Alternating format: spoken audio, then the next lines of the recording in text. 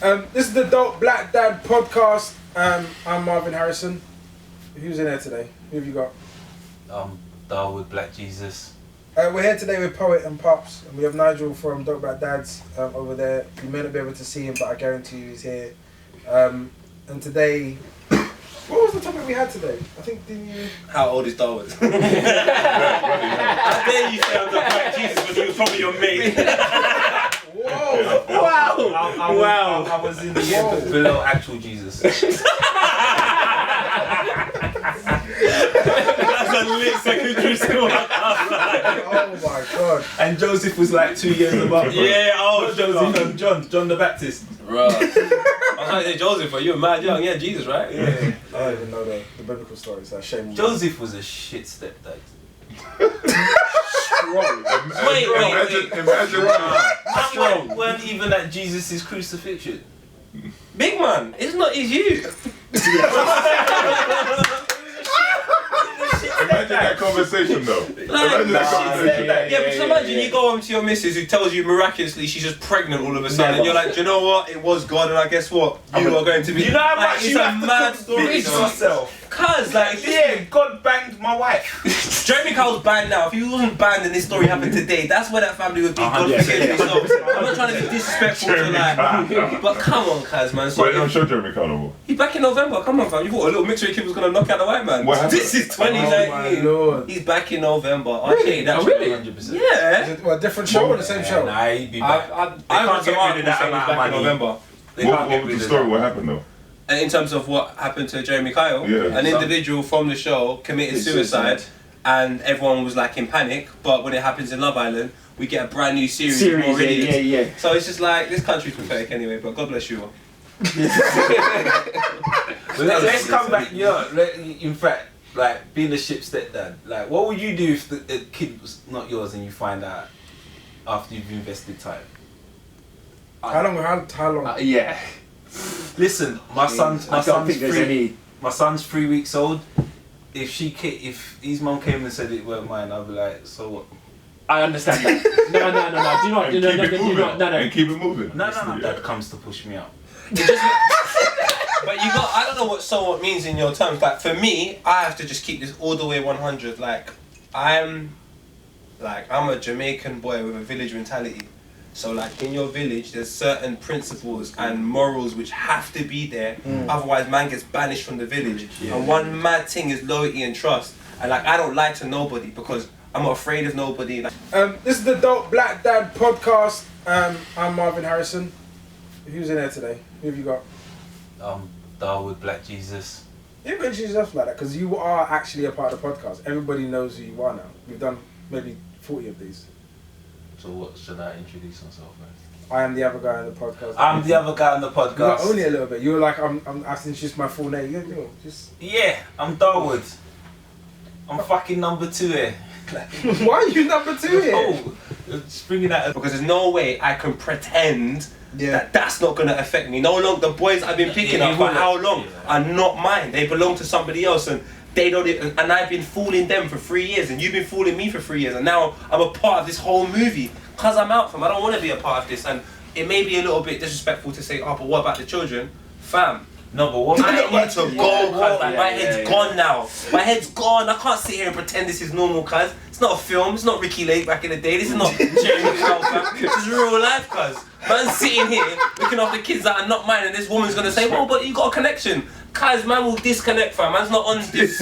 You can't pretend that it's like. Is it that easy to switch off? No, I know. Yeah, That's It doesn't matter whether it's easy or not. The hardest things in life are never the easiest to do. You can't tell me 2 kids or 1 child was mine, and after 3 years I find out it's. Do you know how much people you've lied to? My mum, my dad, my family. Like I've been doing this whole thing. I'm probably on Instagram. All of this to find out the kids are not mine. And I'm just gonna go. It doesn't matter. Let's just carry on. Hey, he's gonna go home and look at them boys a little different. I knew you never had mine though. And I'll come back later but I need to get my mind like you don't understand your mental. But you will come back later though. Anyone will come back. Well, I can't swear. I've never been in that position. I don't imagine I'll be in that position, and I don't know. But I know myself enough to know if you lie to me, what it does to me, it's not worth you being around me. I will make you suffer for the rest of your life. You don't deserve that. So I have to go because I can't. If I can't trust you with that information, what can I trust you with? I'm I out. think it's a gender thing. What way? Women are very forgiving. Very forgiving. Like. What's that? Biology? Is that by force? Because they No, by force, by nature. They're nurturing, they're emotional creatures. And like, imagine if like a guy goes out and has a kid. The woman's gonna be heartbroken and probably leave him and come back and forgive him. Yeah. Now imagine on the flip side, like we said, you find out that kid is not yours. Yeah. And you're like, that's it, I'm done. Now I don't know how I would say it because my son is 3. Now if I were to find it, I'd be heartbroken. But there's no way. I'm in too deep. It'd be too deep. I'm in too deep, but there's no way. Like, how would I not be a part of this? Because it'll be too much for me to disconnect, like he said. But at the same time, had he been a little younger, bruv. Yeah. At what age did you really connect with your son? Though? At what point in his development did you connect with him? And realize, You know what "Wow, it is? that's It's your dad." really starting to happen now because he's 3. His sister's a couple years older, so he's learning fast. Yeah. And so he's picking up things and he's talking. And now, like, so I FaceTime him now, and he's like, "Where are you? I have swimming today." Yes, And so you think they always say like the opposite sex goes like the girls go to the dad, but he's the opposite. Like he wants to dress like me. He wants to do everything I want to do, and he's like, "Yo, when I get big like daddy, like I'm gonna do this, and this." And I was like surprised. So now it's really starting to connect. When he was younger, he would he was just whoever was around. Yeah. You know what I'm saying? But now he's starting to be like, yeah, him. But that's crazy because you think like the first 2.5 years, at any point you're not connected enough to say I'm going to stick around. No, I wouldn't say that. I'm talking about the connection where I'm like, he's connected to me. Like, that's like, I need my dad around. You know what I'm saying? For me, I think the connection was a lot earlier when I saw it was that's a little version of me. Yeah. You know, it's a little man and my name is going to go on. Like, you have to say I'm African and I want my name to Carry on. Yeah, of course. You know, men have men, like you say, you want to have a boy. Love my daughters, love the girls, but you want to have a boy to continue that name. And when you see that extension of you, you're like, bro, my flesh. But just now I'm starting to see it from his angle too. He's starting to recognize like, where's my dad? And I need like, I'm only gone for a week. Yeah. He's like, yo, you have to Check for you. I need to come off the back of that point though. I was entirely honest. I remember one thing that happened to me in my life, and that's probably why I got a stronger opinion on this. I remember being 22 years old in my garden in Palmer's Green, and my boy came up to me, and we've been knowing each other since he came from Jamaica when he was like 4 years old. So, and we're the same age. So I have known him up until that point for 18 years. Like, and I don't mean like 18 years I know of him. I mean like he lived 10 minutes down the road. Yeah. So I was always at his house. We had Pokemon Club. It was lit. So, Okay, go on. lit. When I was 22, I found out there was a possibility my dad was my dad. So if I'm 22 years old, finding out my dad might not be my dad, that was like, what? So you found out. He told me about a conversation my mum and his mum were having about when I was born. And when I was born, my dad wasn't there for the first 3 years, and he wasn't there when I was born into the world. So like, but I'm the type of person to be like that. I don't really care until I realize what it does to your subconscious. And that's why I would say to you, like, if that did happen today, I would have to leave everyone. For the simple fact that I'm accepting the circumstances based upon what I think society considers to be morally correct. But I'm not here to live for society. I'm sorry, guys. Like, I'm not English, fam. I'm not English. I'm not white.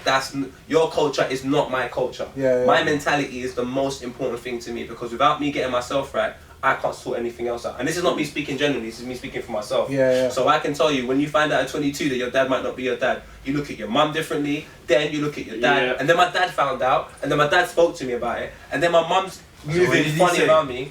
He said to me, let's go get the test, and I was like, but for what? Then say it's not you, then I've got to go and do a wild goose chase to find out who these other guys, and bruv, it's all so you energy. took the decision. I just don't want any You of said the it. subconscious thing is still there, and that's always going to be there. Of course, but I don't want.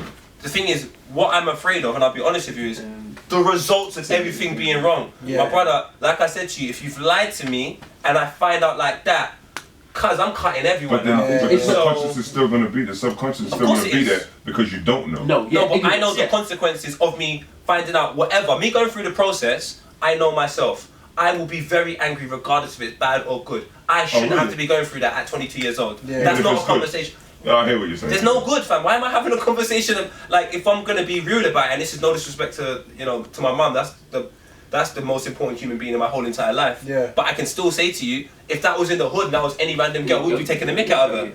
So if I know that and I can't ignore it because it's my mum, like this is real life, cuz like first 3 years of my life, my dad was not there, fam, and I always had everything, like he always gave money, but I never knew until I was 22 years old, some garden in Palmer's Green. Like it's just all for me too messy. That's why I wouldn't want that same mess for another child, because how do you know when to tell your child, I might not be a dad?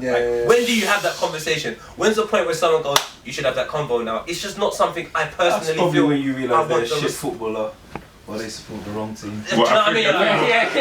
What makes it worse is because it was in You're not Palmer's mine. Green, though, you know. Do you know what I'm saying? If I was in Tottenham, at least I can be like, oh, my mate across the road feels the same way. A lot of money in Palmer's Green, so nah, man. So I just think like, yeah, in situations like that, bro, especially like, don't think, oh, I need to be a man for the children. Like, no, be honest, because that saves a lot of crap later on. Do you know where I'm coming from? If my child turns 18 years old, or the children turn 18 years old, and they're like, but dad, why did you bust out and live it for 2 years? I'll tell them. And the way I have anything around me, it's about understanding. It's not about my perspective. It's not about your perspective. It's about our perspective. It's just like, I see why you did that. Even if you don't agree with it, I see why you did that. And I think that's the reasons why I know for myself, I couldn't take out the burden of that woman lying to me in front of my 2 kids every day. It wouldn't be good for the kids. Imagine that, waking up and thinking, so who's the dad? How long did you sleep with him? How long was you with him? Is it an affair? Are you still talking to him now? Cuz I can't deal with that, fam. That'll make me go into a mental asylum or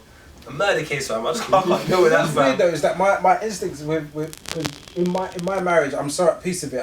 I've already said whatever happens, there is no exit clause now. We're in, because life has happened to a point that's beyond those things. Like, we've done too many things that she's actually been present for, that she's talked me off the ledge for, that she supported me through, to then figure out that there's now there's no clause. And I think I've in my mind, I've designed every outcome, and I've sat there and lived with it, and I'll be like, am I going to leave from that?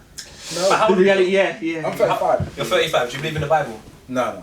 So if we say we do believe in the Bible, that means after Christ, the world has been happening for 2019 years. Yeah. So me as a 33-year-old man, I'm sorry, I cannot make a decision based upon 33 years of living if I know there's alternatives that I can find out. Everything in 33 years. Gosh. The thing is... Because he didn't live past 33, he didn't know everything. No, I'm saying he had his full run at 33. And yet he's having this influence 2019 years later. Well, it's no disrespect, I'm not a religious individual. I think that's a book So why of did you stories. bring it up? But for the simple fact that it lets you know that the world has been happening for 2019 years potentially. So what I've learned within 33 years is absolutely nothing. It's a grain of sand on a beach. It's a pebble in the ocean. So I could never commit to any situation saying I will never come out, because that's what I know from even marriage. If I'm out, if things go wrong and I can't live with it, I don't want my negative energy to be a problem for anybody else.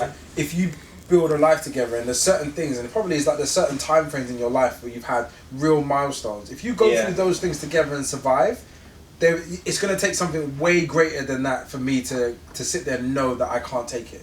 Like, we've just built too much. But that's just, I'm just saying this, I only see it from my perspective. Your life partnership is bigger than any headline that can come out. And I think we're there now. I'm not saying it can't be tested and that I won't have a day where I might have to go for a long walk in the sand. Oh, man. At least you got some sand, mate. He's not from Tottenham. He doesn't know, man. Where you living, fam? Hey, no train goes there, bro. No black people there, bro. I'm telling you. But the point is that there is a space where I feel like we've gone through enough versions of things and we've survived and actually excelled still, to the point I feel like, actually, you know what? I'm going to give her the security where I'm never going to look for an exit. Because look, the thing about marriage is, if you're religious, marriage has a path. It gives you a clear identity as to why you're together and what you're hoping to achieve. If you're not religious, you've got to design that together. You've got to build it, because there's no North Star in it. It's just that we're together forever. That's the headline. But how do you do that? Like, how do you do that today versus how do you do that in 1987 when your parents were trying to do it? That's incredible. Real commitment requires having a no exit clause. Absolutely. That's the definition. I disagree with that. I disagree with that. I disagree I with that think completely. you, in any, like, again, I'm newly married, but I think in any situation... First, hold on. Yeah, no, I'm still failing you. 3 years. Bro, you were stuttering way too much. Yeah. Watch this. We can edit that. He said, nah, it was the camera. I had to do the math. But no, sorry. The reason I just going back to the point about the no exit clause thing. I think the point's right. We all have our pressure points, and I think there's all something each of our partners can do. What I actually said is real commitment. But I disagree with that. Yeah, but even still, I think real it's about commitment where you know that I'm committed to you. And I disagree with that. Through this life. But you said commitment. Do you mean generally commitment? Because there's loads of things I'm committed to that I will walk away from quite comfortably. Because the only thing I need is the same things I came into this world with. Because that's the same things I'm leaving with. Myself. Yeah. I'm not, everything I'm committed to, I'm a sponge, my bro. I've come into the world, an open book, and everyone's filling it out. Bro, I can rub something out if I don't like it, it's my book. So I'm never gonna say to somebody, well, there's no exit clause in this situation, because what is that doing to that person? I know everybody to an extent. I don't know anybody 100%, because I don't know myself 100%. So I can't put that level of trust into anyone's situation for the simple fact that every day I surprise myself, fam. So someone else could surprise me. So I have to have a point where I say, you know what, cuz, if it gets here, I'm out. I can't have a situation where I say, no matter what happens, I'm going to remain here. You're talking about I'm talking about anything. No, but I'm saying that's your understanding of where you cannot go beyond. And I think that's a healthy thing to know, your limitations. What I'm saying is that there is so much freedom. There's nothing that can be designed where the outcome will be, I'm going to break up with you. That doesn't mean that point doesn't exist. No, but it doesn't mean that we could never break up, because at the same time you can still consciously say, I'm not happy, I want to do something else. What I'm saying is, I don't think there's anything that can be designed against me that's going to make me just say instantly I'm out. We could gradually grow apart. We can evolve out. You can, you know what I mean? But it's not like an act. One instant. Yes. This means I'm going to throw away. Sorry, maybe I'm being too harsh. There's nothing that's going to make me instantly go out. But what it is instantly something changes, and when that change happens and occurs, you have to acknowledge it, embrace it, and figure out why it's there. You can't neglect it. So when something happens to me, I take a lot of time to figure out what my next step is, and that requires sometimes bare time to myself, where I just seclude myself. No one sees me, because I need to understand that I'm 30-something years old right now, 33 years old, and I have 2 kids. And every step is so important because of my kids. Like, I am so secondary. And if that means walking away from the love of my life, if that means not speaking to my own mum, the most valuable person in my life, anything that's a huge commitment, I'm willing to do it. And that way, people value me so much more. If people feel like no matter what, Poet would just be there. Cause, you see this before we went there, I was going to comment on what you said about marriage. So I was engaged, and then we split up. Whoa! Oh wow! Yeah, Jeez. We was engaged for 2 years, and we split up. We had my son and my daughter together. And listening to what you said, it sounded eerily familiar to what I went through. And I always tell people, married couples, barring abuse or infidelity, they just figure shit out. Basically, if you're not cheating or you're not being abused, you find a way to figure it out. Okay. Now, if you're not married, those issues become compounding, and they become bigger issues, and then you wake up one day like, you know what? I'm out. I don't want to be married to this. I don't want to be stuck with this for the rest of my life. Can I ask you one question then? Because I would love to get married. I want to stay with one person for a long period of time for the rest of my life. I don't see multiple women. It was lit when I was like 25, but as you get older, you're just like, this is dead. I just don't get it. I don't even know what is lit. Girl in the phone. Bruh, it's so dead. Then I'm having pointless conversation. I'm pretending I'm something I'm not. I'm on Instagram going out just hoping she looks. She's like my stuff. I know I'm insecure, but Jesus Christ, Chloe. So my biggest problem is connection. That's how I deal with everything. I'm acknowledging that the person I was 10 years ago is not the person I am now. And it's not going to be the person I am 10 years from now.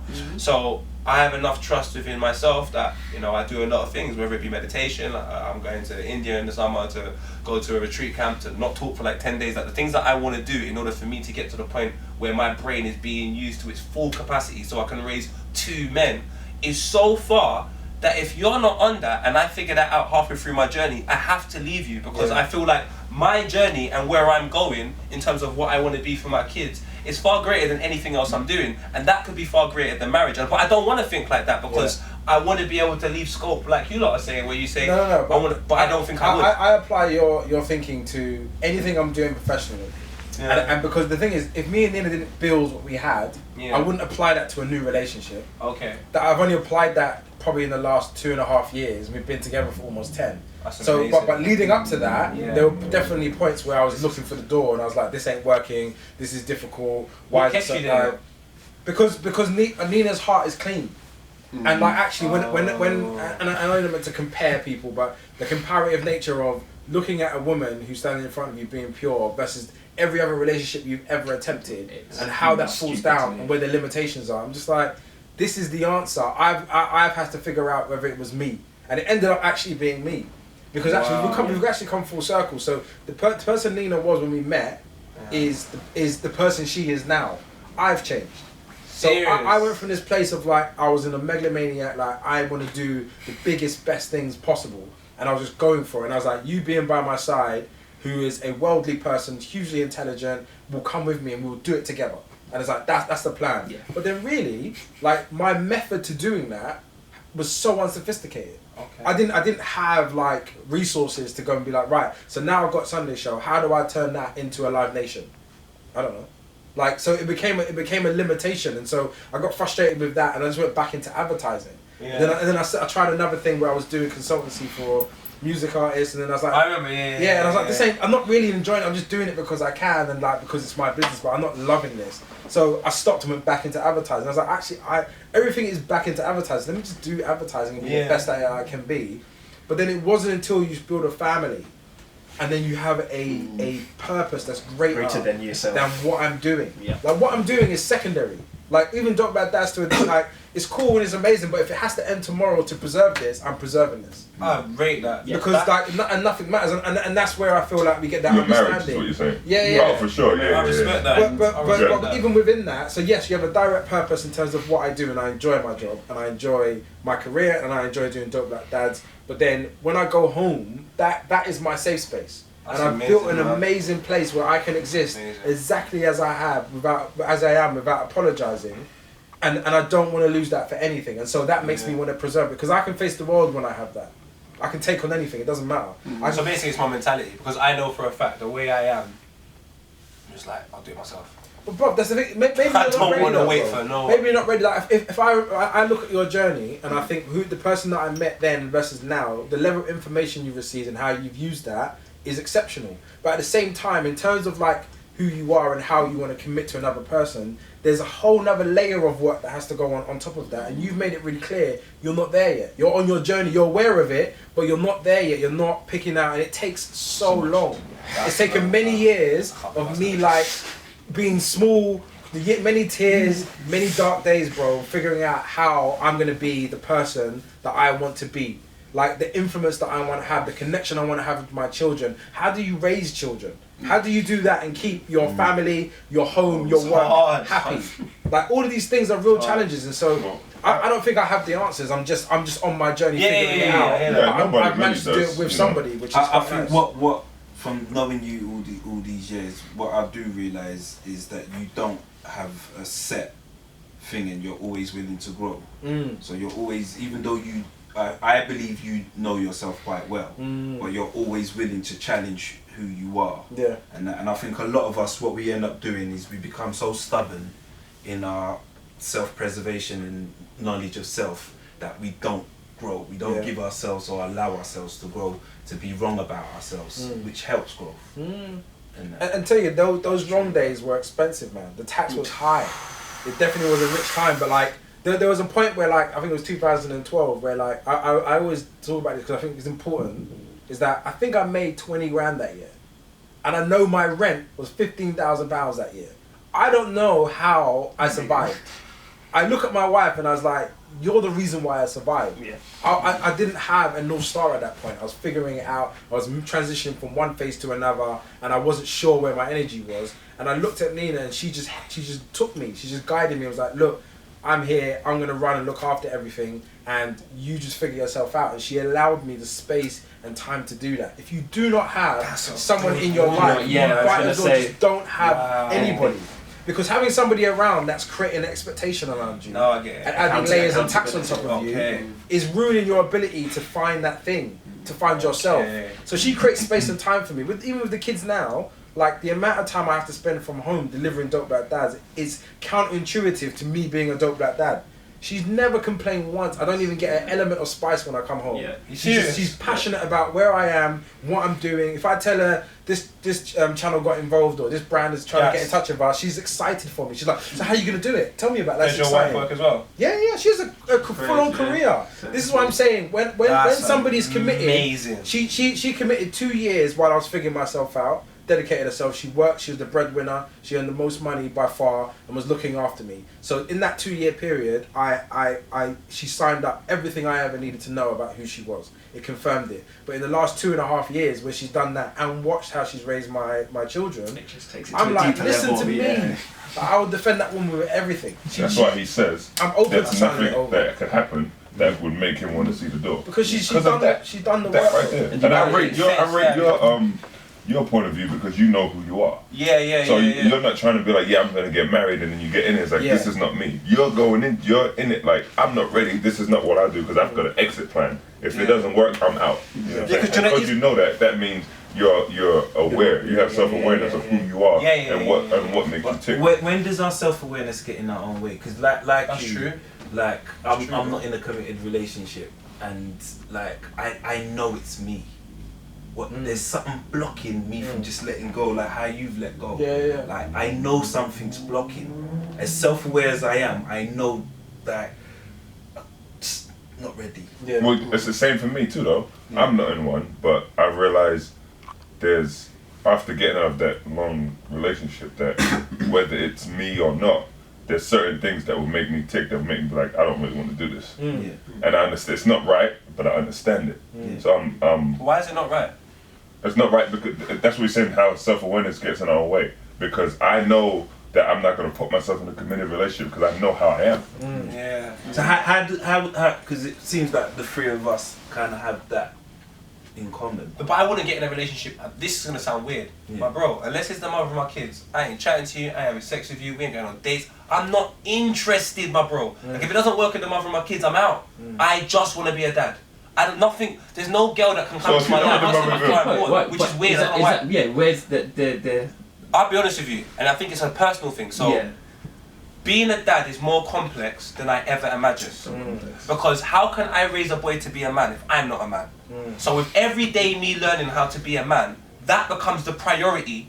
And I can't promise any woman that you're going to be more important than my development in becoming a man. Just to drop that and my kids. And my kids are separate from another woman coming into the party. So I don't even want you to come in and play the mother. I don't even want you to try and play the mother. I want it to be very clear.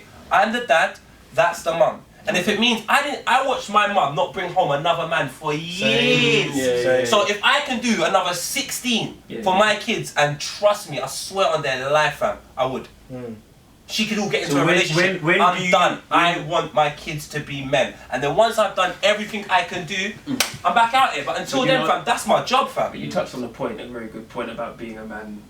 Really, really important. Yeah. Have you ever thought of it as a woman actually making you a better man? Because that's kind of, I won't say a better man. But it it probably is. It depends, and what you have to do, you have to respect your trauma. Like if certain things trigger you in a certain way, it's not. No woman can make you better. It's on your own journey. And the thing about Poet is that he's already identified his parameters. He knows where his limitations are. When you don't know, and you're full of shit, and you're trying it, and you're dating girls and women, and you're just exercising yourself around them, that's when it's toxic and it's wrong. But I think when you understand and you just keep people at pace and look, this is my boundaries, this is where I am, this is the role that I'm trying to create, then I think you're okay to take your time and figure it out. Because the important part, and this is why I say it's important to respect your trauma, is that many people don't understand the root causes of their identity. When you go back and try to unpack those things, you start seeing patterns. I'm telling people that therapy is super real. And it's funny because I went super arrogantly. I went there thinking like, yeah, I'm sound, I know what I'm doing, I'm comfortable. I went therapy in December, bro. I know you too. Bro, I went with so much ego, like I'm just gonna go and like exercise like it's a gym workout. I'm gonna do a couple of sprints. The first session I had, I went in there, it was amazing. I was talking, the guy was feeding me back, I was like, this is great. Second session I have, I talked so much that I didn't get any feedback from him, and I remember for the whole week I was just on edge. I was like, I didn't get any conclusions about anything I shared. Like, and he's only on there for his money, because as soon as it was 55 minutes, he wrapped up on me and I didn't finish my point. I was vexed, like someone like abandoned me. So I rang my mother-in-law. She's a psychotherapist, and she was just like, "Look, Marvin, you have to see it as a group of sessions, as one session. Don't look at it as every individual hour you want solutions." So I'm like, okay, cool. So I went back. By the full session, I'm crying for 3 days straight. Just mourning shit that happened to me when I was young. These are not dramatic things in the world scale. I'd had a good childhood, but these are things that I was like, I've never connected that to why I do. Why do I build communities every single time? This is probably like the 5th movement I've built. I build them because I like building safe spaces. I want to know who's around me all the time, so I build communities of good people, and I bring them around me, and I keep them close because I think that's my safe space. And I have them globally, I have them all around town. I have homes that I can go to where it's like, no matter what's going on, they're not going to question why I'm here, I can go and stay there. I do that because I like feeling safe. Why didn't I feel safe? Because something happened when I was young where I felt like I had to defend myself way too young. I'm going to war with people at like 6, 8, 11, 16, just instances where I'm like, oh, why is no one protecting me? Where's the person that's meant to be whooping this person's ass? Why am I fighting this guy? Why am I fighting grown men at 16 years old? And like, who's there to defend me? So I have a thing about protection. He was out here already. Bro, but the thing is at the same time... He was on road. He was on road, proper. And there was Sam nearby. Brighton Beach, you know?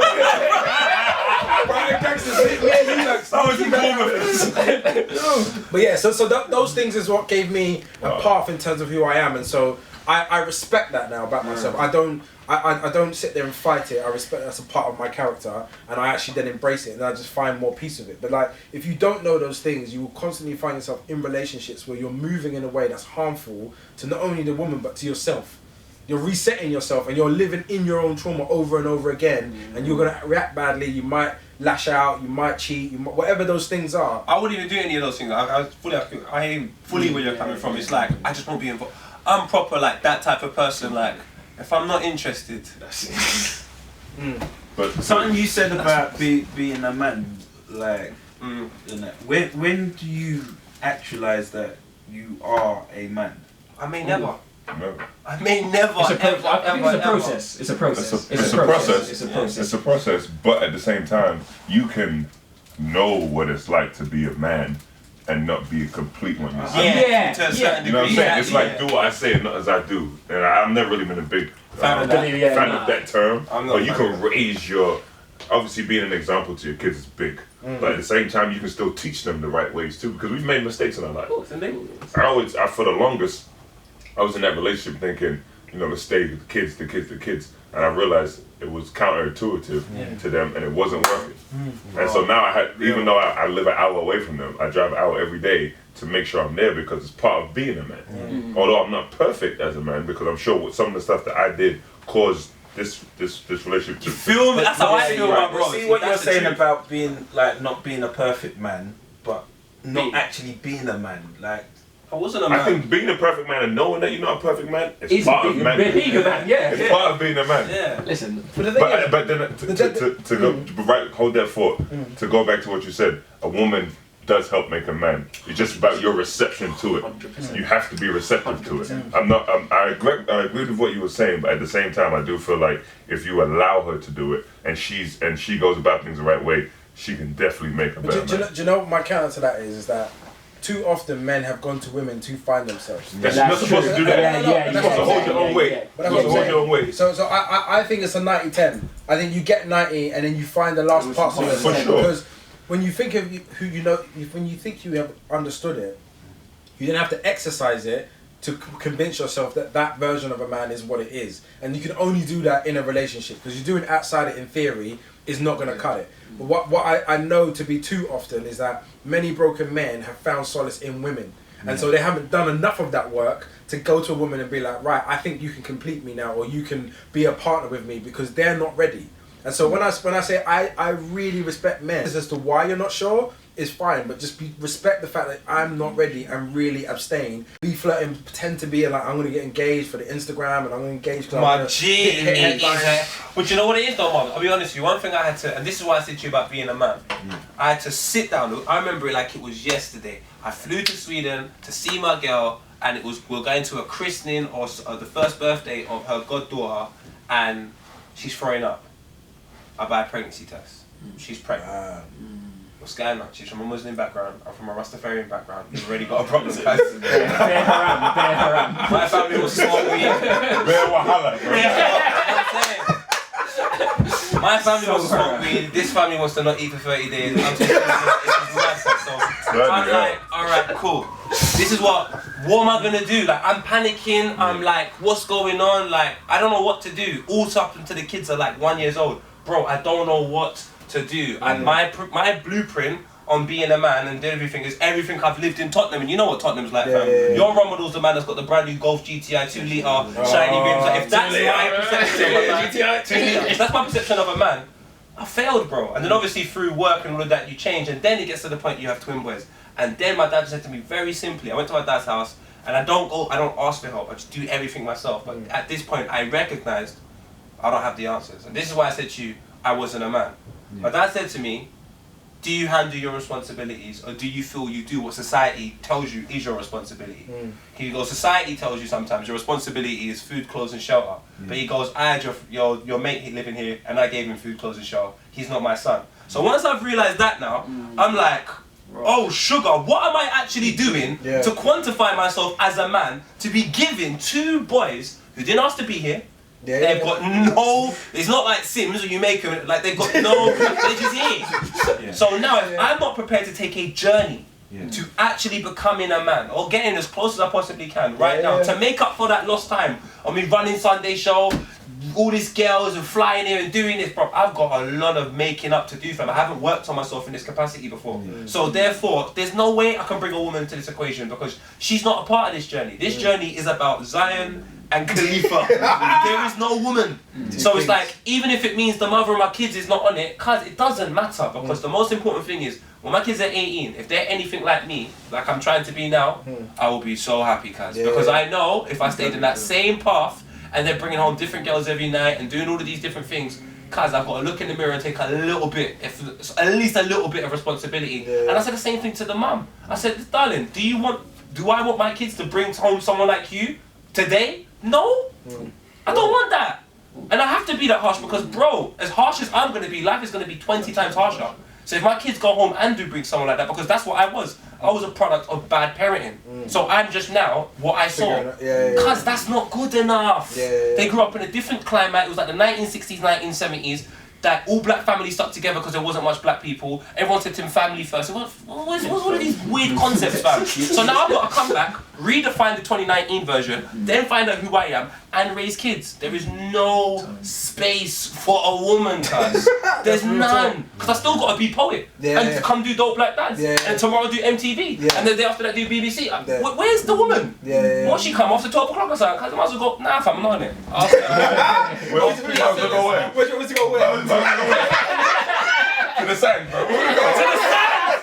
Take me to the sands! Let's see my footprints! Can I just ask you both, what is the biggest thing that's taxing you mentally now? What's taking up most of your brain space, your negative brain space? Jesus Christ. Everything, man. For the longest it was giving my kids something that I didn't have. So we all grow up. I always feel like our parents, for the most part, but our parents are immigrants to this country. They came from Africa or the Caribbean, and I feel like they struggled. They struggled for their kids to have a better life. They struggled for the kids to have a better life. So 30, 40 years on, and this is why I have the two African chains on. That's lit. I saw it. I want to get one of those. 30, 40 years on is. We've all come of age, we're all successful in our own right. Now it's time for us to pour back into Africa. I agree. But I say that to say, it's our kids. It's time for us to pour back into the kids. My parents struggled, and I've gone through, I wouldn't even want my kids to have to go through some of the things I did. So I'm overprotective of them to an extent, to the point I want to give them everything. I had 5 other brothers and sisters, and I just thought, our lights going out was just standard. I came to school the next day, so were your lights out? Because that's just what it was, or the oven heating up the house. I just thought that's what it was. Oh my God. This is how it was, You know what, I'm 35, and it didn't dawn on me till about 2 years ago that I was like, yo, we were broke.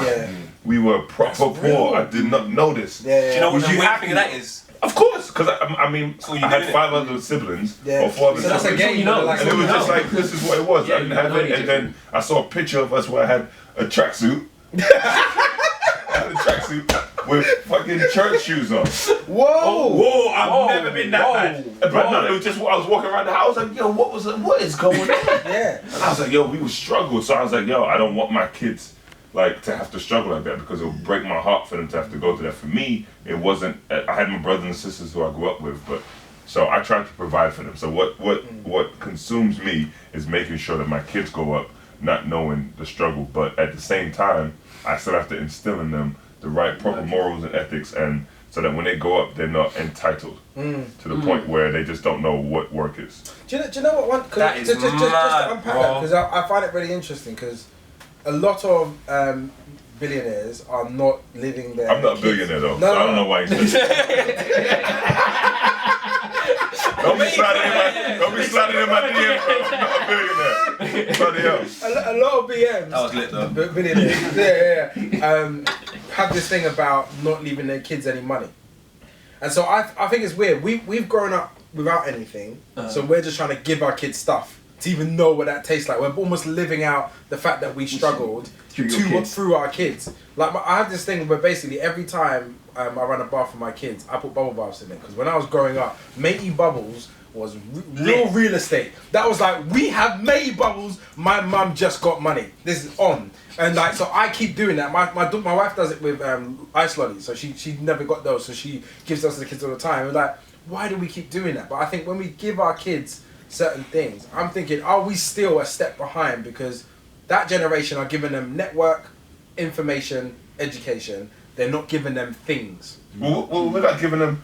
You can give them that, but at the same time, you also have to give them stuff on top of that. Like I'm gonna be providing university fund for my kids, a college fund, so that when they're of age, if they don't have scholarships, they've already got that set. Yeah. We're giving them something. Or I know somebody who already provided a pension fund for their kids at the age of 2. Yeah. So by the time they're lit, bro. 30, they've already had a lifetime's worth of retirement in them that they can take at a certain age. So we're giving them stuff. So we're of You the mean like that in generation. terms of giving? Okay, cool. I thought you meant like giving them stuff, like material stuff. No, material. I'm not even material stuff. Just living a better life. Just a good life so that they can experience good things. Like I don't want my kids to ever have to be like. You don't have to survive. That's what the basic thing is. Survive. Like, I that's didn't know the what we was gonna eat. Like I was like, You wanted what are to we gonna live. eat? Like my mom was like, yo, can I get money for something? She's like, for what? No, You know, they don't have it now. You Like, don't want money to be the guiding factor in terms of what they do and how they do it. Exactly.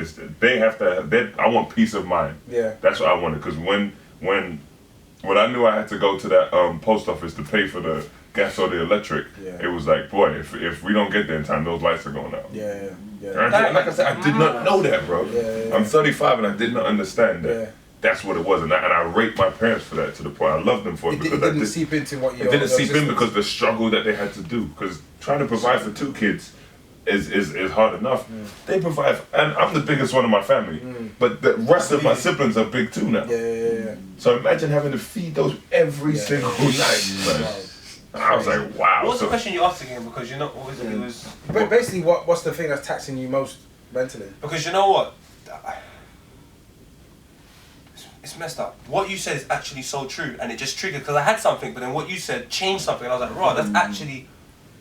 This is what's weird. So when my dad came back, my dad was out here, so money wasn't an issue. My dad had 5 cars. My dad had like 7 rollies. We lived in a council flat, like, and so you see your normality that you're coming up with. My normality was, why doesn't your dad have a car? My dad's got 5. My dad's got 2 Benzes. He's got a Wolseley. He had like these old school whips, like. You know what I'm saying? A Wolseley, a grey Wolseley, red leather interior. I'm talking handbrake was lit. Like this car, I would buy it right now. I don't have a license, and I would learn to drive just to drive the Wolseley. So it's like I had so much. I remember saying to my dad, I don't have a Nintendo, go out and buy it. Like I had too much. Like I had too much. And then my dad went to prison. 1 year, cause I saw the police take so much cash. To this day, I haven't. All these rappers with like, I'm like, you didn't have half as much money as my dad. Like the amount of money that went out this house, I went from I can get whatever I want to bro, we were proper broke, and it was that what you're talking about, and it was like I was like 14, 15. So now I'm going into the part where I kind of need money because everyone's flexing, and I was flexing in year 7, like £50 for a week. Like I was flexing. I got to year 10, year 11, bro, the flex was over. And this is when other people are flexing now. So now I'm in that part of my life and I'm like, raw, I gotta go and get a job. So when I got a job at 16 and everything was fine, but what I learned through that transition there is people didn't accept the change, me being one of them. And then I compare that to later on in life. I was wild. Like 4 years ago, you could ask me, come out my bed at 1 o'clock in the morning and let man in visions. I'll come out my bed to let 10 man get in visions, talk to the bouncers, get all drinks for everyone and go back home. Like, and then I've made another change. So it's like similar to when I was younger, out partying, very. Now I'm in playing FIFA, chilling by myself. Yeah. And the two things I've noticed about both transitions is change. People do not like change, especially your older parents and the older generation. Change is like the thing they fear the most. So the one thing I've been trying to condition my mindset is to accept change. Because by accepting change, your expectations of a situation change as well. So therefore, you're very rarely disappointed. So like when someone will say to me, "Oh, Paul, you used to get money." Like my brother today, Paul used to always out be partying like the Mercury Fest. Like, Paul, why aren't you trying to sort out the years? And I'm like, bro, you're talking about Paul 4 years ago. But this Paul is still a good guy, fam. He will get you out of any problems you need. He looks after his kids. Why don't you accept the change within this Paul? And I just looked at that as a thing, and my parents done the same thing to me as well. So like for me, the most thing that takes up my headspace is making sure that I'm able to accept the changes my children bring me. Do you know what's really crazy? Is because when I was doing Sunday show, and you're around certain people, then when I stopped doing Sunday show and I was telling people I was getting married, I never forget there was 3 key reactions, and I won't put them on blast, but 3 people who I thought were my guys. Their response to me getting married was all about how it affects their parent. And it just in my head, it just played so loud of like we were together like all the time. But you weren't. But then it's like it's because of what I could do and what I had access to and what I was attached to. You have that to see lifestyle. And selfishly, and it's fine. I don't critique them for it because it was just awakening for me. But that understanding of actually they're not here for me. They're here for themselves and what feeling they get by being around me. I had to come to terms with that because at first I was like, that's mad. Like at my wedding, none of my friends were there. What do you mean none of your friends are there? Not one of my friends can make it to my wedding. Bearing in mind, I did do it in Jamaica, so let's not act like I did it. That's different now. That's different. How much Little caveat. About 10 months. So they could have been done. To be fair, I was at Zion and Ashley's wedding. Like I had that same similar notice. So I will be at weddings. I think it's important. Carry on. So, but it wasn't like no one came to my wedding. It worked out perfectly fine. Actually, better because I still had 60 people there because half my family's in Jamaica. So is my wife. So it was actually a lot. So it was an amazing. Well, that's why they have destination weddings to eliminate the riff-raff. Listen, I'll do that 100%. It's the best thing. I saved about 20 grand as well. So I might go do this. No, my luck. Everybody's gonna say yes. No, my luck. Everybody say, "Oh, that's standard." I'm there. There's some people you're like, where is it? I'm coming. That's a holiday for me. I'm done. That's a lit way of going on holiday. So I'll be at your wedding too. Just make sure I'm not mine. If I get married, but it's interesting because when you make your moves, I think me at Sunday show was just quite a useless individual.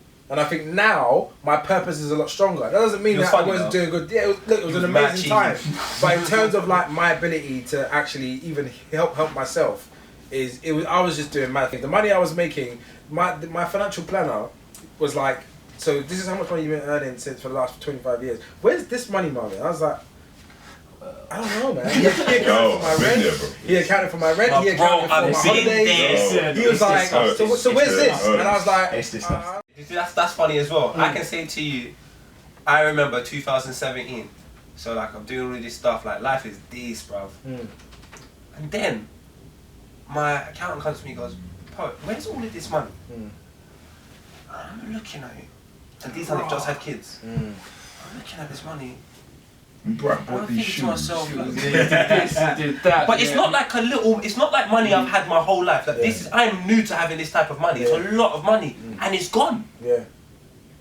Cause do you know what? I think wake up call. Just a point on that, I think that's something, especially for our generation where you touched on it, our parents never had money. They didn't instill that mentality in how to act when you do have money. So I know when I was 21, making you come into money, plus you want to go buy this, go buy that. Where you see next man who's had money for generations on generations, it's calm. It's like nothing. It's not a thing to me. I think what it is that we search for that feeling of what it would have been like. It's like our inner child comes out and says, "I'm gonna buy everything I need to go all the places." And it's like, but mine wasn't just that. I was buying things. Actually, it's like a Zara addiction, to be fair, and a Vivian Westwood addiction. Vivian Westwood, basically, me and Napa would wake up and we'd be like, "Where's everybody?" We said, "Let's go Westfields," for no reason. Yeah, hang out in Westfields, and then I would buy an outfit to go Westfields in. And be like, I need an outfit today because I've been sick. So there's no logic. There was no logic. It was like, I bought an outfit to go to Westfields to not shop. So it didn't make any sense. You didn't have to. But that was the day's motive. So that's what I did. I was stopping Oxford Circus to go to Westfields in West London to go buy an outfit, change my clothes, put it in my car, and go out in a brand new outfit. And that's what I was doing. To attract you. No, I had a girlfriend, so I don't. Oh, it doesn't matter. If you've got it does matter. You're married. That's different. No. This is long time ago. This is way let me way back. Because you know what? It's so funny that you say that because that man. Sorry to cut you. Mine's was the reverse. Because my dad had so much money when I was younger. When I came into money again, it was like, finally, cuz you know how long I haven't been here. Man getting first floor Selfridges. Man getting Foster's. Man getting right to the yo. Give me the. Cuz I can't even lie. I think when Valentinos were hot, I went and bought like 5 pairs of Valentinos one time. Boom. That's what I'm doing now. Like that was because it was to do with one, I hadn't had it for so long, and two, I worked my arse off like fully worked. So I could pay for that and say to them, don't worry, the taxman knows my name. Like don't even think it's anything like my old man was doing. So it was. Yeah, it's funny. There's two things that I had an understanding of. Is one, I was definitely running from something because I was working, doing so much a Sunday show. I basically was going on holiday maybe once a month, every 2 months, just constantly disappearing. Like I would just go online, look at flights, £30, £60. You're off. Gone. You might spend 500 quid the whole time getting there back. But I was doing that almost every month, and I was like, why do I live a life where I'm constantly trying to escape it? I was like, how much money is that for? It didn't make any sense. That's why when I got married, I was like, I'm stopping Sunday show. I just logically stopped it before it was like happening to me, and I was trying to hold on and be like youthful in the club, and I just didn't want to be that guy. And I wanted to evolve gracefully. But I just remember specifically feeling like I'm definitely running from something because I was wasting too much money. And I'm not enjoying it. I'm not enjoying where I'm being, but I did enjoy it being around me because I felt like I was growing around her. Because she would challenge me. She has her family is very middle class. They're middle class sensibility. So very simple things like money. Like when I thought I had money, when you meet real money, oh, okay, cool, man. I can't operate with what you're operating. There's a limitation to what I'm doing. I can't just move like you. I can move better than some of my friends, but I can't move like I'm gonna go do this. Like I didn't even have a property until I was 29 years old. That's embarrassing. No, it's not. I went through several deposits.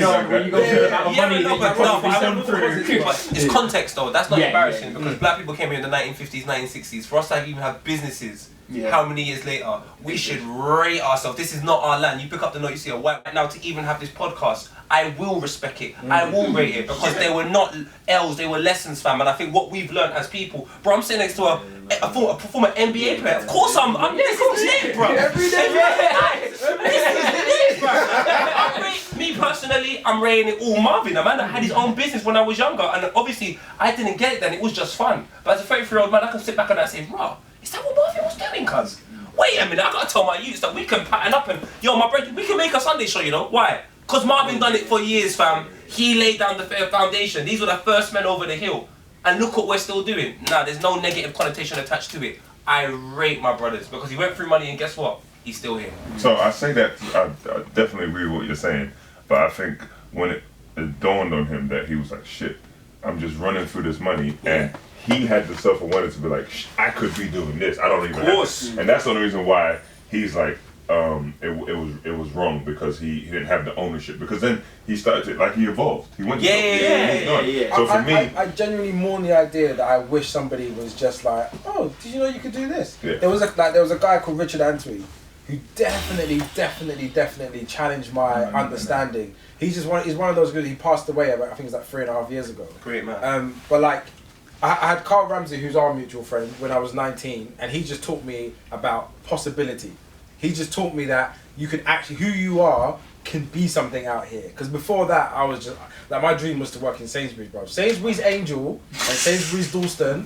I used to apply to those things like religiously. Like, I just want to work here because I want to stack food, but then they got to make like just see, like nighttime. It was like exclusive to get to nighttime. I have a slight charge about nighttime. Every time I go in there, there's way too many brothers working in there with too much on their chest, bro. I'm just like, it's all like it upsets me a little bit. And I don't want to shit on people's ability to get a job, and I'm glad that you're making it, but I think they wear it too much pride that they're working in night. It's hard to get in there, that's why. No, it is hard, but bruv. It's not all of them, man. I feel sorry for that. Do you know what it is? It reminds me of a classroom. My school was absolutely trash, fam. My class was trash. Do you know why? Because of 4 students, and there was 31 of us. But we became a bad class because of 4 students. Yeah. Places like Nike Town and Foot Locker have that same reputation. Everyone will be cool because you expect them to be cool. Yeah, the moment one person, you're like, big man, why are you doing like that? And even I was ignorant. I had one time, like when I was like 27, 26, and I'm doing what I'm doing. One is Nike Town. Walking like, I said, bro, you work in Nike Town. You work in Nike Town. That attitude, working in Nike Town, to me doesn't make any sense, my brother. You need to chill out, fam, because at the end of the day, you're going to the back to get me crep. But then even I had to push that attitude. It's like, who the fuck do I think I am? It's not about who I am. What I'm saying is that you carry that as energy. Like, if you're the amount of black people that work in Nike Town, it is a black city. It's like you walk in, the DJ, everyone at the front. Loud Chucky, man.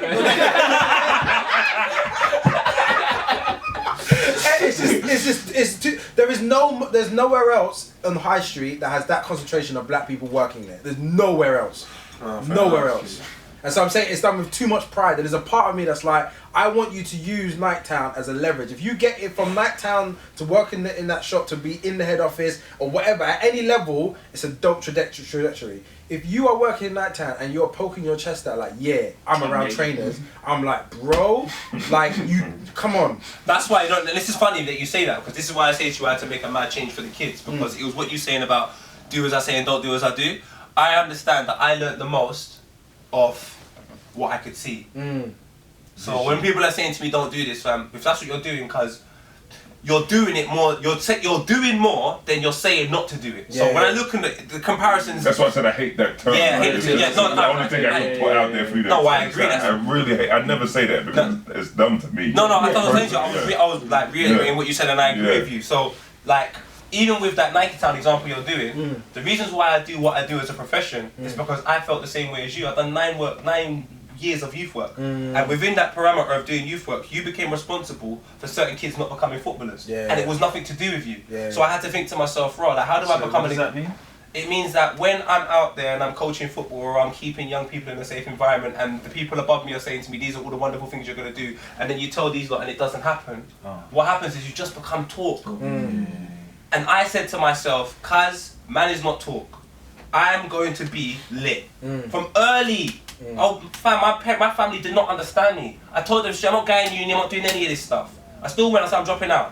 When are you going to move out? Then kick me out, I live in the park, fam. I'm doing what I want to do because I think I'm lit. I have to do something great. Because youth work, I was trying to do something great. To show the youth them, this is not the way we should be conducting ourselves. And I realised it didn't work because of the restrictions. So, the point I'm making is, like, when it comes to people like that in Nighttown, I get so upset now that I have to go out and do something which is going to be viral to show people there's an alternative. Like, me telling them all this stuff.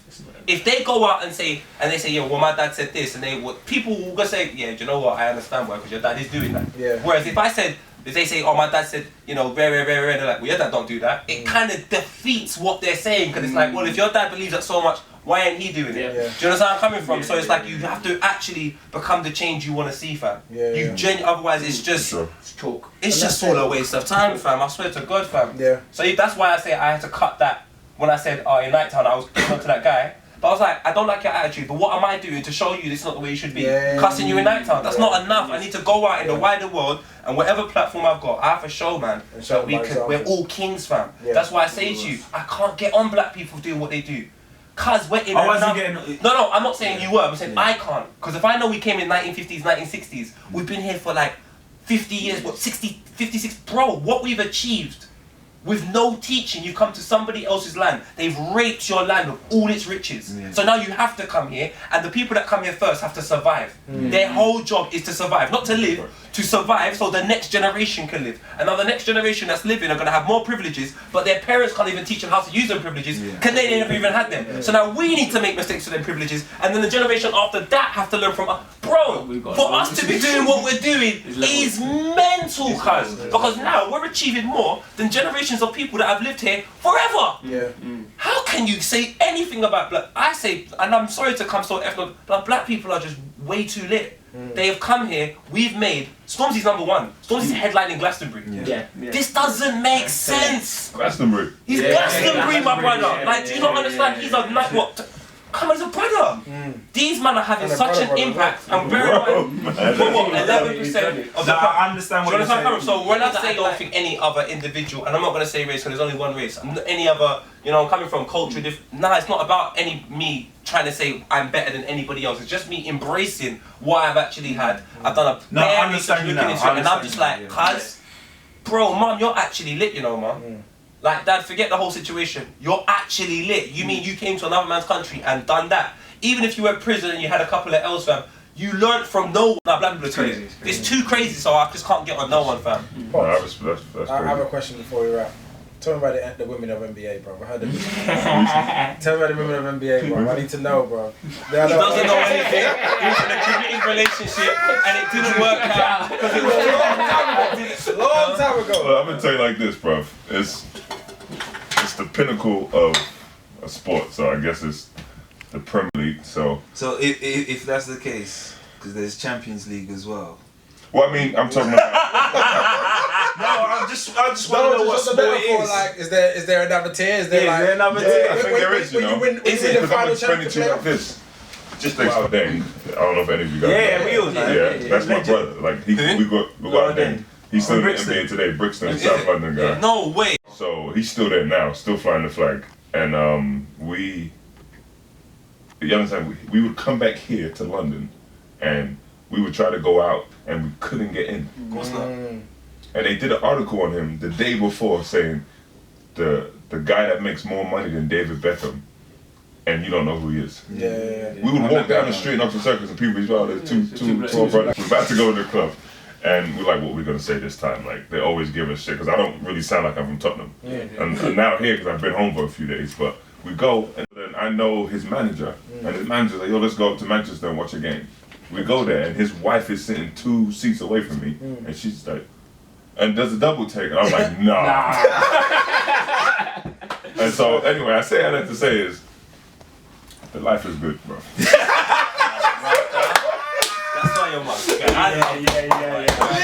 It's good, bro. You have to, coming from Tottenham, where I came from, and back to what you're saying, it only dawned on me until you said it, that in 1997, 96, I was literally walking on the street of Tottenham High Road, just with no real direction. How mad was Tottenham in 96, 97? It was crazy. Oh my! And that's why I respect my parents, because they tried so hard to, you know, you come from African background, they tried so hard to put us in a bubble because they were so scared of what could happen to us. And I was more afraid of my dad than I was the police. Yeah. So they tried to coddle us. Tottenham had all these strong Ghanaian boys who were just there ready to fight. Anyway. Every time I went past Stamford Hill, I was like, meditating. Just like trying to get through, bro. I hated Tottenham. And Tottenham and Hackney were always beefing. So if someone said where you're from and you said Hackney, it's a run. It's a something. It happened to me in Dalston. Me as well in Dalston, yeah. But I'm not. Oh, bro. Yeah. I was riding my bike. I trained. So I'm from Tottenham, but I learned how to play basketball in Hackney. So I like to say I'm like, they're both homes to me. We don't accept you, bro. You don't accept me.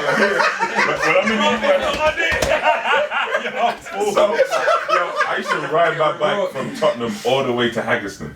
Right. Whoa! Yeah. That's a rude boy to straight right. It's straight right, though. Yeah, straight right. And so I remember my boy was with me as up ahead, and some like 4 or 5 dudes. His name was Stokey Boy. I don't know if you remember. Yeah, dude's name was Stokey Boy. I don't want to say nothing else, but I know. So I'm riding, and he stops me. He's like, "Is your name Michael?" I'm like, "No." That's the move as well. Yeah, that's the and move. then, and it's me on my bike. It's me on my bike, just sitting on my bike. And I remember a dude, tall, skinny dude, looked similar to me, but a little older. And he was like, "Where you from?"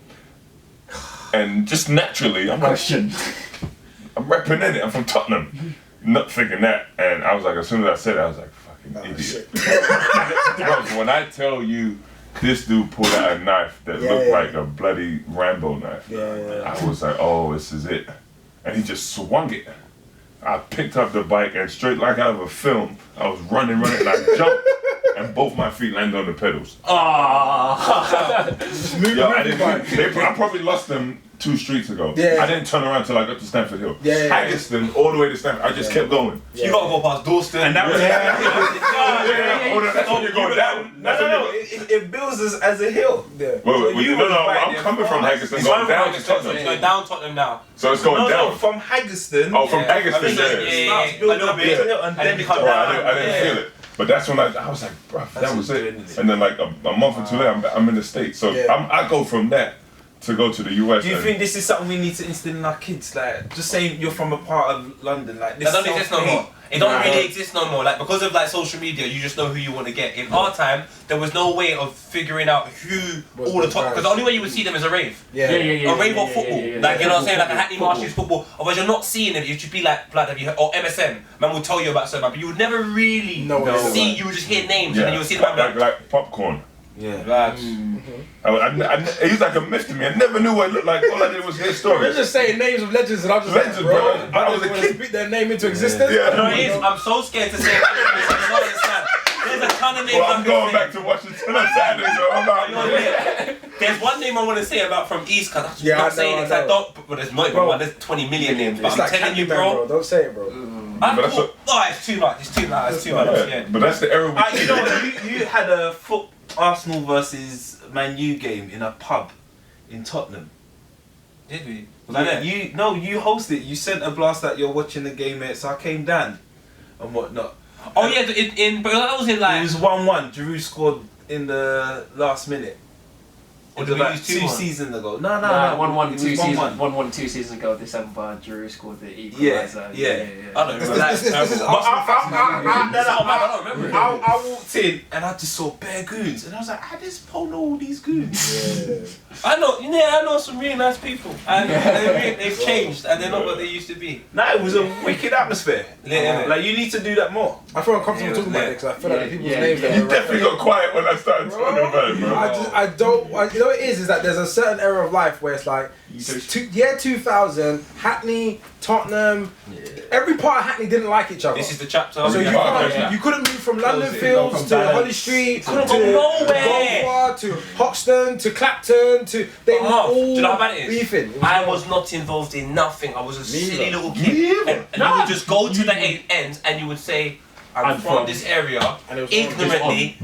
Almost lost my life. I was in Southboy going to school in North, so yeah. You went to school in Tottenham. That's wild. Are you serious? Yeah, I was from Deptford, but I used to go you gotta be careful. Like, do you remember Soul Bashment back in the days before you got there was a Soul Bashment? Oh, bro! Soul Bashment.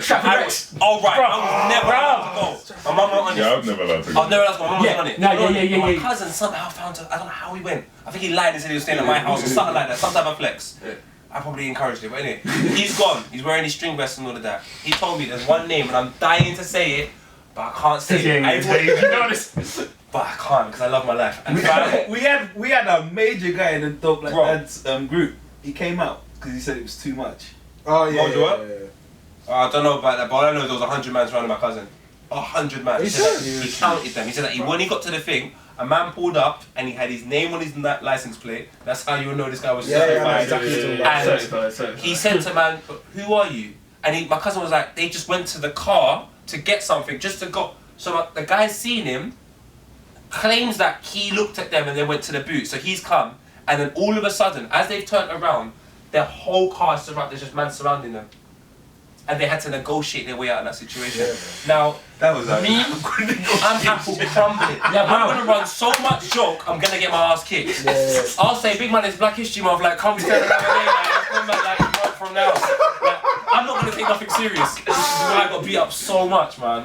That's crazy. But I was saying all I have to say is, when you were talking about... sorry. No, it's good. I love this. where we came from and Yeah. how we got here. Like when I left, like I wasn't even good at basketball. Like Oh, I serious? was athletics and I played football. And when I got to the States, I was just growing, and I realized, shit, maybe I can do this basketball thing.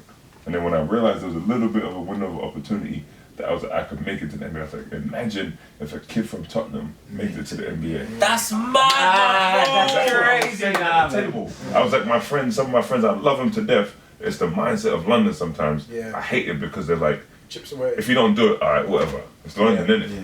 I hated that mentality. You don't understand? I used to say to everyone in Tottenham, I'm going to do this, I'm going to do that, I don't care, I'll be on MTV, I'm bigger than MTV. And people used to be like, you're so arrogant. It's like, no, I'm not, it's fam. ambitious, I just think I can do these things because my brothers are there, I see these men doing it, why can't I do it? I'm lit, why can't I do it? And people used to be like, oh, he's too arrogant. Then when all of it sorts out, people want to know. I also think that if someone starts saying this guy's arrogant, I will always look at their self-esteem. Because if someone just telling you their dreams is so offensive to you that you get defensive, like They're projecting their limitations on you. Yeah, That's what it is. And we have to be careful of that. Yeah, and luckily I was gone. Likewise with our kids, that make sure we don't project our insecurities onto them. Yeah, they were projecting, and I think because I wasn't here for that, all I just saw was opportunity. And so I was like, by the time I was like 18, 19, I was like, yo, this is gonna happen. And so when I came back, my boys was like, what you doing? Like, I was gone for a couple of years, and I came back. There was no social media, nothing. No, not even Facebook. It was just like, I'll call my boys like, yo, this is what happened. This is what I'm doing. And the man would have to film man in the hood and be like, bro, is that what happened? But then they saw me, I came back, I was bigger, I was taller and everything. They was like, yo, what? Then all of a sudden, I was in the NBA, and they was like, yo, this is madness. And then I brought them over there I didn't bring them over there to show off. I brought them over to my world to show them, to let them benefit from the fruits of my labor. Also, to be like, look what you could do. Look where you men are supposed to be. I remember sitting there talking to my boys. One played for Colchester, Millwall, Chelsea, Tottenham. Another one used to beat Mark Lewis Francis when we would go Middlesex. And I'm like, you men are sitting in front of me. I'm the only one that's really made come of it. That shouldn't be the case. You men should be here. But two of them men were in tears by the time we were done talking. So what, and they kick ball though? They used to kick ball, but they don't. They stopped. Because it was there. That opportunity was right there. It's not even like they built for it. It's you didn't pursue it enough. But they're not, because they're not built. This is true. You're right. They're not built. I'm telling you, By default, they're not built. they're not built, man. But I was no different than them, bro. When I got out, I was able to get out. You were. That's what I'm saying to you. It makes you so lit because you are the example that we have to follow. That's what I want to be for my kids. That's why it means so much to me. Like I can say to my kids, bro, I met someone today from my ends that played in the NBA, and I can show them the NBA, and I can take them Tottenham, and that just makes you go, wow, what? Yeah. Like you take Makes it tangible. It makes it real. You It makes shouldn't it you real. shouldn't even be in our Premier League. bro. Yeah. Let alone go into another country, make it to the NBA. What? That's come on. Definitely want to talk about your That's contract and the women that you slept with. But Turn the mic up, bro. and that's the end of the podcast. I would like to know. Hey, this was blessed, bro. Well, thank you, brothers. I really appreciate you coming through. It means a lot, man. This is a good conversation. I love this, bro. Yeah. Appreciate it. Heavy. I'm back in a couple weeks, bro. I'm coming back again. Yeah, absolutely. For sure. Absolutely. Thank you. Definitely.